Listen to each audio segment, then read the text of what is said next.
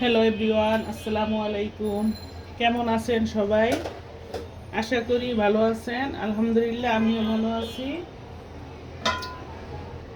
আমি রান্নার জন্য প্রস্তুতি নিচ্ছি। রান্না করার জন্য আমি কিচেনে চলে আসলাম। আমি এখানে হাড় মুরগি, এটা হচ্ছে হাড় মুরগি। আমি এটা কেটে ধুয়ে পরিষ্কার করে একদম গুছিয়ে নিয়েছি। তারপরে হচ্ছে মশলা, এখানে আদা রসুন পেস্ট মুরগির সাথে দেওয়ার জন্য। এখানে হচ্ছে এলাচ, দারচিনি, লবঙ্গ, তেজপাতা, আর হচ্ছে পেঁয়াজ কুচি, কাঁচামরিচ। আমি এখন চুলায় মুরগিটা বসিয়ে দিব।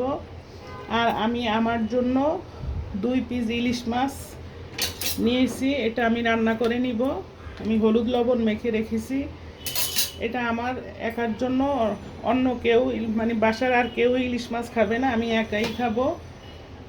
তাই আমি এখানে 2 পিস মাছ নিয়েছি। এখন চুলায় আমি একটা হাঁড়ি বসিয়ে দিচ্ছি পেঁয়াজ কুচি। মুরগি রান্না করার জন্য এখানে আমি পেঁয়াজ দিয়ে দিচ্ছি।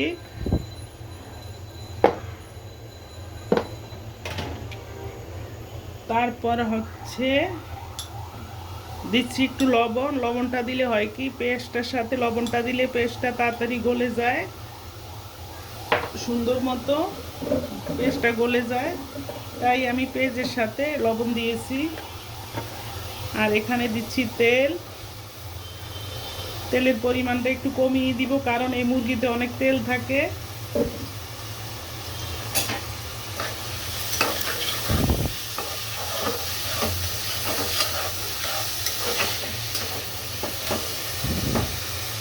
এভাবে আমি পেঁয়াজটা হালকা বেরেস্তা করে নিব। এখন দিচ্ছি আদা বাটা। আমি এখানে পেঁয়াজ, রসুন এবং আদা বাটা দিয়েছি।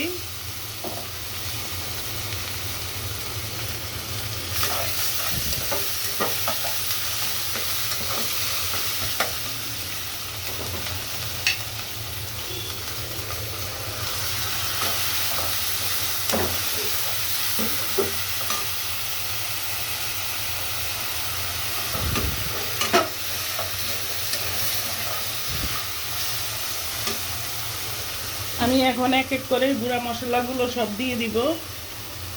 এখানে দিচ্ছি হলুদের গুঁড়া, তারপরে হচ্ছে মরিচ গুঁড়া দিচ্ছি। এই মুরগিতে মরিচটা একটু ঠিকঠাক মতো দেওয়া লাগে, তা না হলে খেতে ভালো লাগে না। একটু জালের পরিমাণটা একটু বাড়িয়ে দিতে হয়।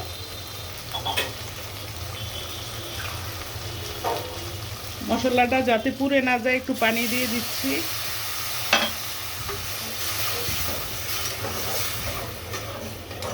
পেঁয়াজের পরিমাণটা অনেক বাড়িয়ে দিচ্ছি। এই মুরগিতে পেস্টটা একটু বেশি দেওয়া লাগে, পেঁয়াজের পরিমাণটা অনেক বাড়িয়ে দেওয়া লাগে, তা না হলে মুরগি একদম ভালো লাগে না খেতে। মশলা ঠিকঠাক মতো না হলে মুরগিটা খেতে ভালো লাগে না। মশলাটা আমার কষানো হয়ে গিয়েছে। আমি এখানে মুরগিগুলো সব দিয়ে দিব। দেখেন, হাড় মুরগি এটা। আমি এখানে মুরগির 2 পিস চামড়াও নিয়েছি।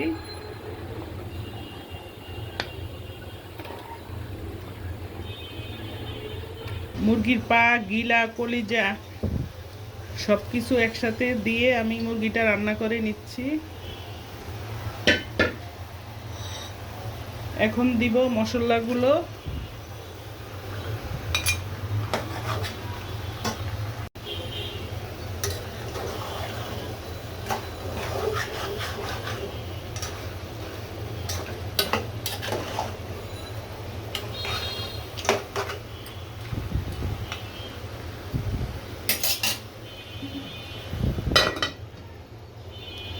এই চুলায় হচ্ছে আমি মাছটা বসিয়ে দিব। আমি আমার জন্য, শুধুমাত্র আমার জন্য 2 পিস ইলিশ মাছ নিয়েছি। বাসার অন্য কেউ ইলিশ মাছ খাবে না, তাই আমি একা খাবো। এর জন্য 2 পিস মাছ নিয়েছি। আমি এখন মাছটা বসিয়ে দিচ্ছি। এখানে দিচ্ছি পেঁয়াজ বাটা আর হচ্ছে কাঁচামরিচ বাটা। শুধু পেঁয়াজ আর কাঁচামরিচ, অন্য কোনো মশলা দিব না, কারণ ইলিশ মাছের সাথে কোনো মশলা যায় না।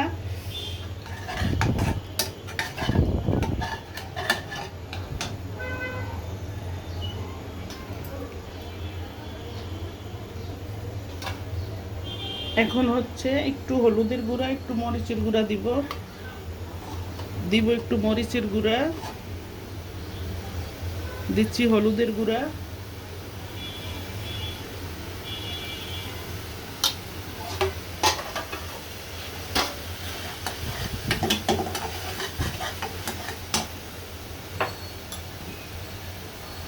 এখানে একটু লবণ দিচ্ছি স্বাদ অনুযায়ী। এইভাবে মশলাটা আমি সুন্দর মতো কষিয়ে নিচ্ছি। এখন আমি মাছ 2 পিস দিয়ে দিচ্ছি। আমার মশলাটা সুন্দর মতো আমি কষিয়ে নিচ্ছি। আমি মাছে আগে হলুদ লবণ মেখে রেখেছি। আমি সব সময় বলি, আমি রান্নার আগে মাছে হলুদ আর লবণ, সামান্য একটু মরিচের গুঁড়া মাখিয়ে রেখে দেই, কারণ এইভাবে 10-15 মিনিটের জন্য ম্যারিনেট করে রাখলে হয় কি মাছটা খেতে ভালো লাগে, ভিতরে সব মশলাগুলো ঢোকে।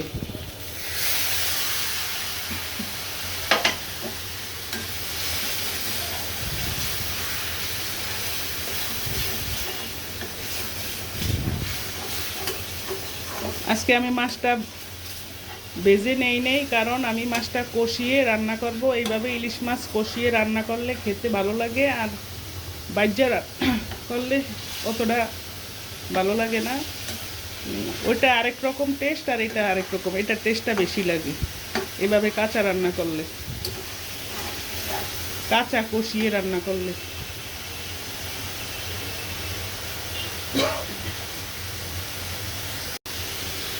এখন ঝোলের জন্য একটু পানি দিয়ে দিচ্ছি।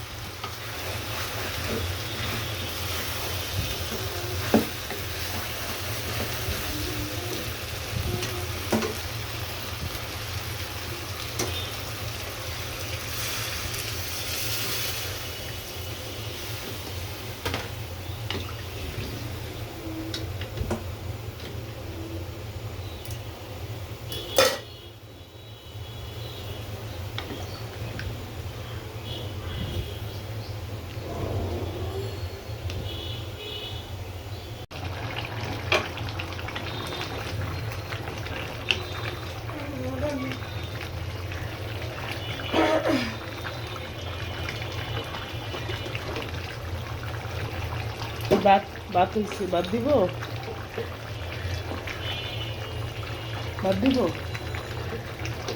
আমার মুরগি রান্নাটা কমপ্লিট করে নিয়েছি। আমি এখন টেবিলে খাবার পরিবেশন করব। এখন আমি দিব ভাজা জিরার গুঁড়া, একটু দিয়ে দিব আমি কাঁচা জিরাও বেটে দিয়েছি, এখন একটু ভাজা জিরার গুঁড়া দিচ্ছি।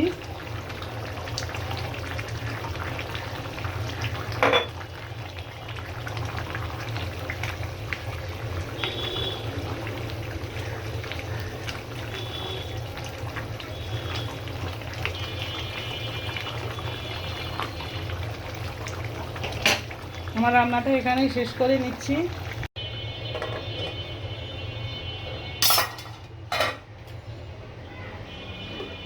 এখানে হচ্ছে আমি যে আমার জন্য 2 পিস মাছ রান্না করে নিয়েছি, ইলিশ মাছ, সেই 2 পিস মাছ। আর এখানে হচ্ছে হাড় মুরগি, আমি একদম ঝাল ঝাল করে ভুনা, ঝোল ঝাল ঝাল লাল লাল করে ঝোল করে নিয়েছি, স্পাইসি করে রান্না করছি।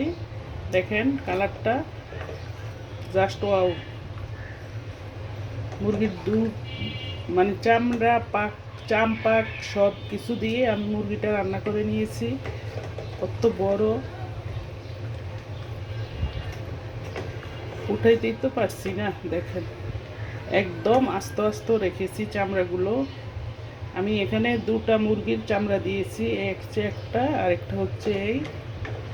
অনেকগুলা মুরগি এনেছে, 4-5টা মুরগি এনেছে, সব চামড়া মানে নিতে পারি নাই, নষ্ট করে ফেলেছি। আর শুধুমাত্র 2টা চামড়াই নিয়েছি, ওই 2টাই এর সাথে দিয়েছি, দিয়ে রান্না করে নিয়েছি। কালারটা দেখেন জাস্ট ওয়াও, খেতে দারুণ লাগবে। একটু লবণ চেকে নিয়েছি, খুব সুন্দর রান্না হচ্ছে, গ্রান সুন্দর একটা গ্রানও আছে, আর খেতেও দুর্দান্ত স্বাদ। তাহলে আমার ভিডিওটা এখানেই শেষ করছি। সবাই ভালো থাকেন, সুন্দর থাকেন। আসসালামু আলাইকুম।